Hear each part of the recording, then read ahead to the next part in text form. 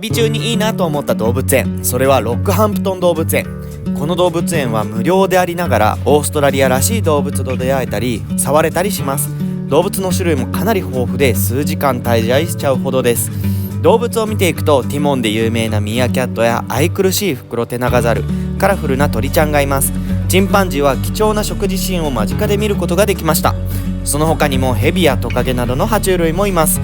このトカゲはゆとりもゆとり、大人になってもあんしてもらっています。さらにカンガルー、ディンゴ、コアラ、ウォンバットなどオーストラリアらしい動物を見ることができました。